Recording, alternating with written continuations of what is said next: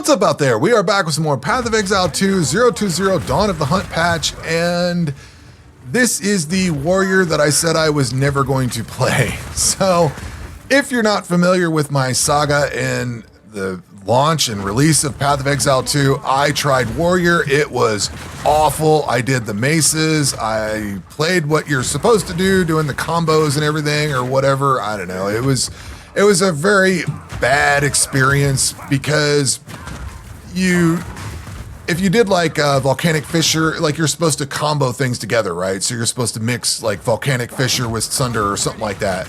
One's got a 1 point whatever second attack time, and the other one's got like a almost 3 second attack time. So combined to do your combo, it was like 4 seconds or something like that, maybe 4.5, somewhere in that realm. It was a lot longer than just swing on thing, hit thing, and watch thing die. So my experience with the launch of this game was a very excruciatingly miserable one. I tried all the different classes at one point. I didn't like any of them. The warrior, I love melee. Oh, I came back to go to the well. I love melee, so having the mace is the only choice for a melee option kind of sucked. But you know, I made it work. I got into the mapping section. I got him up to level 70, got him the first 1 or 2 ascendancy points. I think I got the first 2. Like, I did that much. That wasn't too big a deal. But I struggled. I just could not get it to do anything.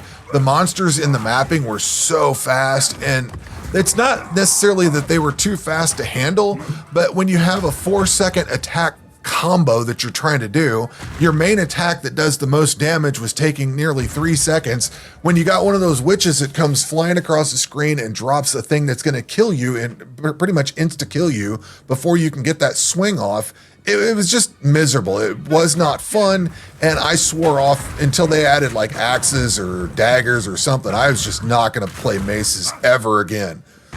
In fact, I went to the point where I was just not even going to play this game again.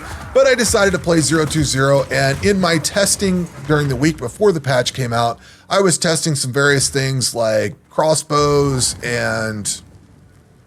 but that's that boss fight. But I was doing mercenary. What I league started was the mercenary. I played mercenary on Friday and Saturday up until late last night, about 8 o'clock or so. It wasn't like terribly late, but it was late enough that I was getting tired. I stalled out in the Lost City. Like I didn't stall out where I just got to the, it wasn't stalled out where I'm ready to uninstall the game, but it was stalled out where I wasn't doing enough damage. My damage was tailing off. I think I'm only doing like 300 DPS on whatever skill that I've got going on over there. I'm using, I think, explosive shot, but my damage was tapering off. It was starting to become a little bit of a slog, and I just wasn't ready to deal with it last night. When I woke up this morning, I decided to work on my warrior. Now, I did start a warrior on Friday. I got him up to like level 6 or 7, somewhere in that realm. And while I was playing my mercenary through Act 1, I was banking all of the rare maces that I came across. So I kind of seeded this character a little bit better to start with. And I did turn up this Frost Breath. So that was kind of cool to get this. It kind of freezes enemies as we go. And once I got leveled up far enough with this character, I ended up taking basically all the gear except for the weapons from the mercenary that I had going. So as I replace this gear on here, I'm going to send it back to that character so I can keep playing with that one. But when I woke up this morning, I decided to pick this character up. And so I am now all the way, what are we at here? So I'm 7.5 hours into this at this point. I probably put an hour in the other day. So I've put like let's call it 6 hours in today, just for an even number. I probably put 6 hours in today to get to this point, and I'm a hell of a lot further now. In fact, I'm ready to go to the Dreadnought. I think I just need to do this fight here. But this build has been doing really well, and in the testing that I did on my Titan the night before we got this patch, I figured some things out. There were some things that worked really well. I'm missing one support gem. It's a tier 2, so I haven't dropped a tier 2 uncut yet. But let's see, skills and inventory. So what I'm doing is just plain old Mace Strike. This is something that I did not consider with when I originally played this. if you ever play any other ARPG, the default attack that you get is like the thing you use until you get a real skill, and then you never touch it again. So I never used it, and it was always kind of odd. I've seen other people say that it's weird that this thing does more damage than some of the other skills that you get. So last time I focused on Volcanic Fissure. Well, I focused on a bunch of other stuff, but what I ended up taking into the end game was Volcanic Fissure and Sunder. This time around, I decided I am not doing two-handed maces. Maybe at some point I might, if I can keep the attack speed up and dual wield two-handed maces. For right now, I'm going to use 2 one-handed maces.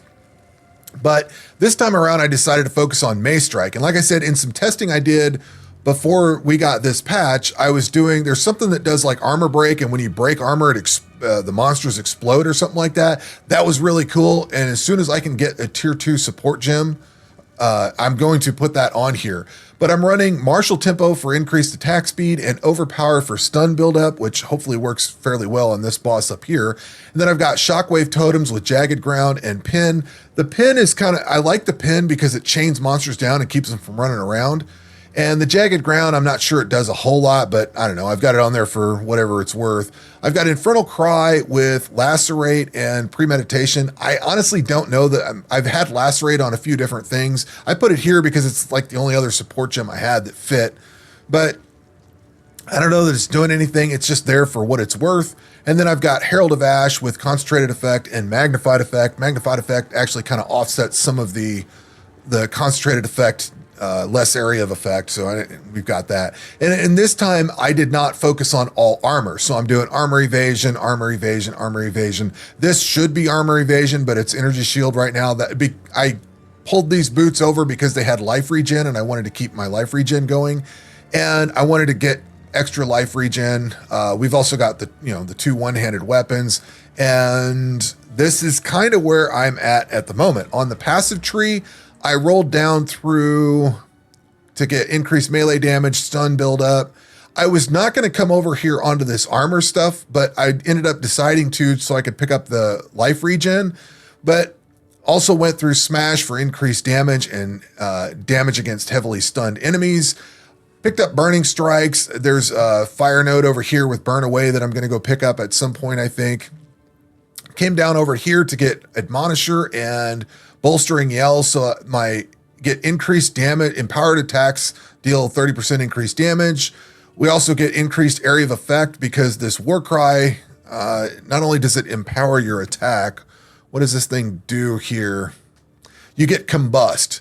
So that is a nice little feature that it gets added onto it. You get some ignites out of it. I also picked up Admonisher for the increased Warcry speed and Warcry cooldown recovery rate. Now, I think I want to take this into a Warbringer. Warbringer has one of the easy nodes you can get, blows up bodies, and I like that. I think that blows up corpses. Corpses explode near it. I think that looks really cool. I think I'm going to do a Warbringer with this one. And there's also a node past that where basically you can just keep casting. I think it said you ignore their cooldown or something like that. So it looks like you can just keep war crying over and over and over and over again. And I've really liked the combination of this. So if I throw this thing down, this Shockwave Totem, this thing's doing some stuff while I'm killing things around it. I can throw off my war cry, get stuff ignited or combusted or whatever. And then as I start wailing on stuff, there's, the Herald of Ash. If you overkill things, you throw some ignites over to them. This seems to be working out fairly well, and I've been having a good time playing it. Oh yeah, we got to fight this thing here. Probably should have went off and leveled up. But we will close this video out with a boss fight and see how this goes. When I fought this with my mercenary in the testing I did earlier, this fight wasn't too bad. I think the big thing is to just stay on the back end of this thing and wail on it, get ignites and stuff going, or not get under it. Oh, we get caught. We'll see how this goes. But the cool thing is, the stun is building up really slow.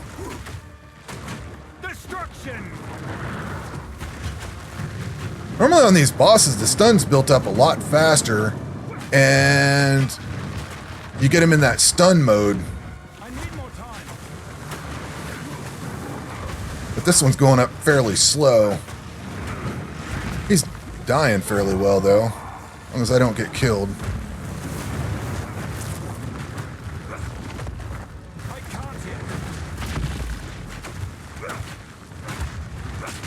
I don't know that I want to switch over to two-handed weapons. I'm not a fan of that. I had such a bad experience the first time around. I'm kind of not interested in it. But the dual wielding, if you can have the strength for it and everything, it does sound really cool. It's definitely a class fantasy for sure.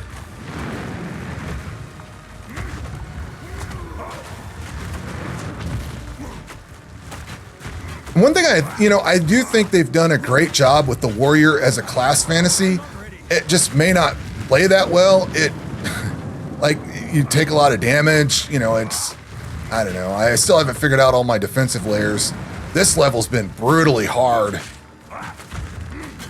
Oh, I froze him. Nice.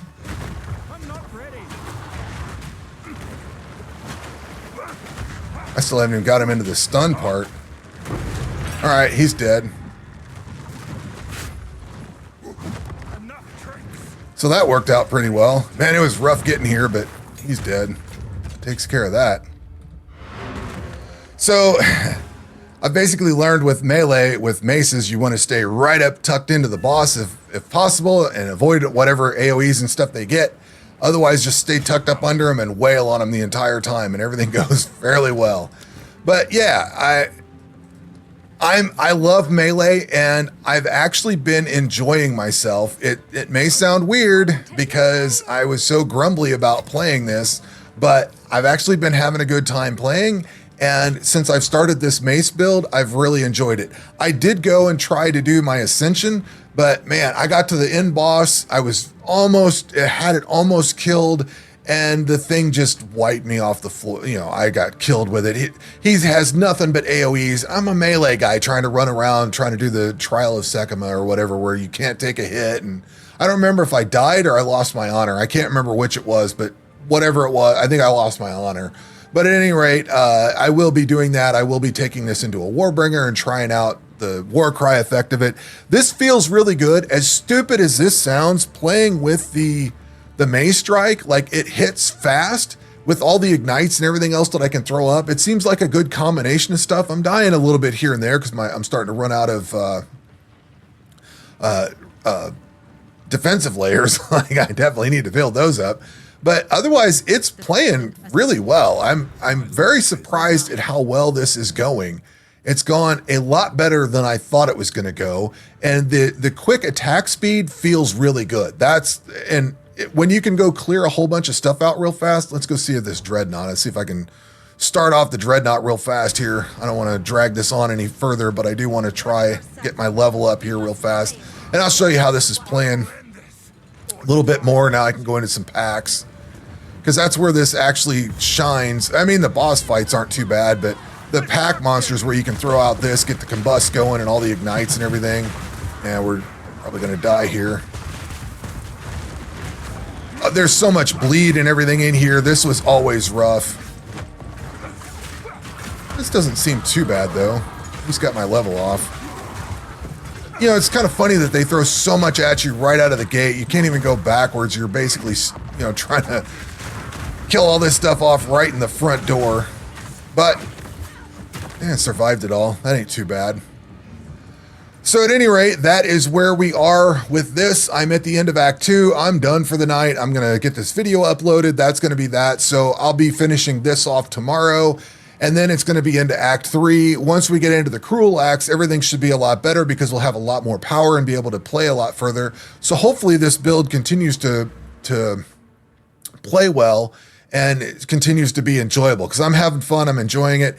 There are a lot of degen and poison and bleed and whatever, all the other stuff that you get stuck with. That all sucks and it's been kind of miserable. But as long as I can survive all that, it's been kind of fun. But at any rate, that's going to do it for this video. We will catch you on the next one. Take care.